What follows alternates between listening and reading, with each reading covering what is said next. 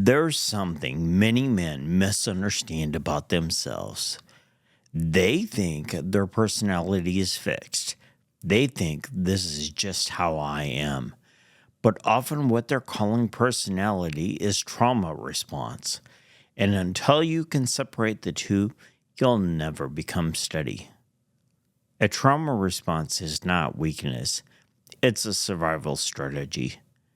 It's what you learn to do to be safe, to avoid loss, to avoid chaos, and to avoid rejection. But what kept you safe once may now be keeping you unstable. Let me give you 3 common ones I see over and over. First is appeasement. A man feels pressure to keep his spouse or girlfriend happy at all costs, not because he's loving, because he's afraid of conflict, afraid of withdrawal, afraid of losing the relationship, afraid of being alone. So he over-explains, over-accommodates, over-functions. He calls it leadership, but it's fear management.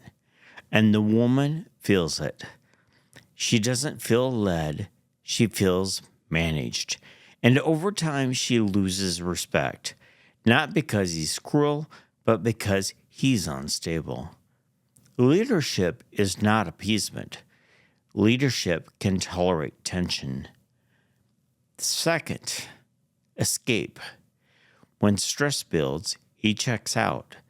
It could be adult material, it could be work, it could be gaming, it could be another relationship, it could be emotional shutdown, and instead of turning towards his family, he turns away. Not because he doesn't care, but because he never learned how to regulate pressure. So he medicates it. And that distance creates more instability. Now he's carrying stress and shame. That's not leadership. That's unmanaged trauma. Third, identity fused to past pain.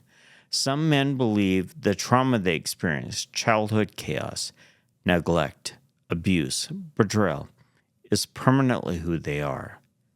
So they build their identities around it.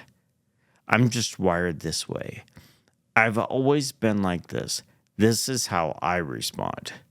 But that's not identity. That's adaptation. And adaptations can be unlearned. Romans 12:2 again. Be transformed by the renewing of your mind. Renewing means change is possible, not denial, not pretending it didn't happen, but refusing to let survival dwarf or define leadership. Now here's the difference. A trauma response reacts to avoid loss. A leadership response acts from conviction. A trauma response says, keep her happy so she doesn't leave. A leadership response says, I will act with integrity even if it creates tension. A trauma response says, escape the pressure. A leadership response says, regulate the pressure and stay present. A trauma response says, this is who I am. A leadership response says, I am anchored in Christ, not my past. That's steadiness. Becoming a steady man does not mean pretending you weren't hurt. It means refusing to let hurt dictate your reactions. You can acknowledge the wound without worshiping it. You can own your history without living inside it.